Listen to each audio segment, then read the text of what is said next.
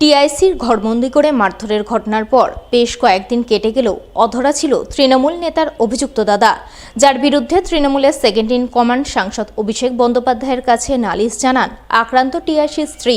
আর এই অভিযোগ জানাতেই থানায় গিয়ে আত্মসমর্পণ করলেন তৃণমূল নেতার অভিযুক্ত দাদা, যাকে কেন্দ্র করে তৃণমূল বিজেপির রাজনৈতিক চর্চা শুরু হলো মালদার হরিশ্চন্দ্রপুর 2 নম্বর ব্লকে। কি হয়েছে? কি হয়েছে? আচ্ছা ছাড়ুন। কি হয়েছে বল? কি মেরে ফেলছে? ঠিক আছে, আমি দেখে নেব। বসুন আপনি বসুন, ওনাকে একটু জল দাও। জানা গেছে সম্প্রতি হরিশ্চন্দ্রপুর 2 নম্বর ব্লকের তালগাছি সিনিয়র মাদ্রাসার টিআইসি হেফজুর রহমান মাদ্রাসার মধ্যেই আক্রান্ত হন।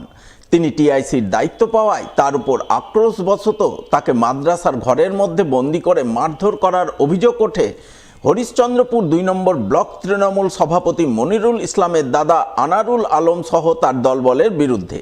এই ঘটনায় আক্রান্ত টিআইসির পক্ষ থেকে হরিশ্চন্দ্রপুর থানায় লিখিত অভিযোগ দায়ের করা হয়, কিন্তু অভিযোগ দায়ের হলেও মূল অভিযুক্ত আনারুল আলম অধরাই ছিলেন।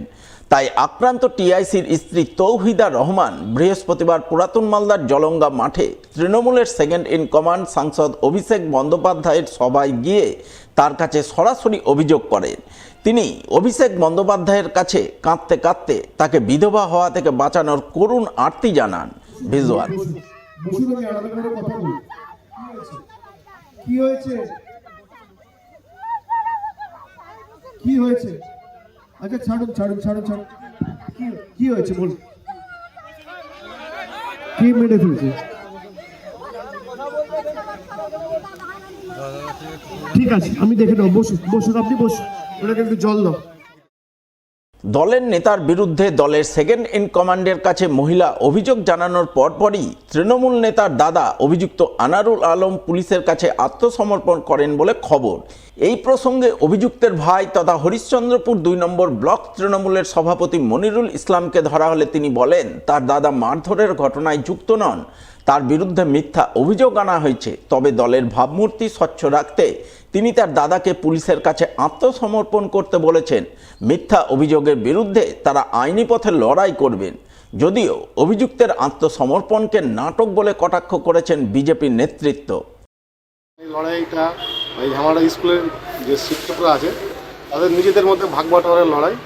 এই স্কুলে যে বর্তমান টিআইসি আছে সে কয়েক বছর ধরে স্কুলের মিড ডে মিল এবং কন্যাশ্রীর নোডাল রয়েছেন, তার নেতৃত্বেই এই স্কুলের অনেক দুর্নীতি হয়েছে, যেটা আমার তালগাছি এলাকার বাসিন্দারা জানেন। আমার দাদা যার বিরুদ্ধে অভিযোগ নিয়ে আসছে তার নিজের ছেলে ওই স্কুলে ক্লাস 5-এর ছাত্র। আমার দাদার ছেলের নাম আফতাব আলম, আপনারা শিক্ষা পোর্টালে গিয়ে দেখতে পারেন। সেই দাদার ছেলে যেহেতু অন্যান্য সেখানে শুধু আমার দাদা না আরও এলাকার অনেক অভিভাবক গেছিলেন, তাদের রেজাল্ট কেন হচ্ছে না সেই নিয়ে। যেহেতু দাদা আমাদের ওখানে একজন আপনারা জানেন পরিচিত ব্যক্তি এবং আমরা রাজনীতির সাথে যুক্ত, আমার দাদাকে না টানলে আমরাকে বদনাম করা যাবে না, যার জন্যই আমার দাদাকে টেনে নেওয়া। আমরা যখন দেখলাম যে আমাদের অভিষেক ব্যানার্জির কাছে গিয়ে অভিযোগ জানাচ্ছে, আমি তৎক্ষণাৎ আমার দাদাকে বললাম যে পিছনে না থেকে সরাসরি থানায় গিয়ে সারেন্ডার করবে এবং আইনের সাথে আমরা এই মোকাবিলা করব। এই যে অভিযোগ নিয়ে এসছে আমরা সেই আইনের মাধ্যমেই যা অভিযোগ সেটা থেকে নিষ্পত্তি নিয়ে আসবো। সব তৃণমূল নেতাদের এগুলো নাটকবাজি চলছে। আসল কথা হচ্ছে ওদের সুপ্রিমো এসছে, সুপ্রিমোর কাছে একটা সাধারণ মানুষ, সাধারণ একজন মহিলা বলছে বিধবা হতে থেকে বাঁচান। ভাবতে পারছেন কোন রাজ্যে বসবাস করছি? একজন তৃণমূল কংগ্রেসের দুষ্কৃতির জন্য এই কথা গিয়ে প্রার্থনা করছেন তাদের সুপ্রিমোর কাছে। তো এখন সেই জিনিসটা ক্যামেরাবন্দি হয়েছে, সুপ্রিমোর কাছে অভিযোগটা গেছে। এখন এরা যেহেতু ক্যামেরাবন্দি হয়ে গেছে সেই জন্য এখন গিয়ে ওটাকে নাটকবাজি দেখাচ্ছে জনসাধারণের সামনে।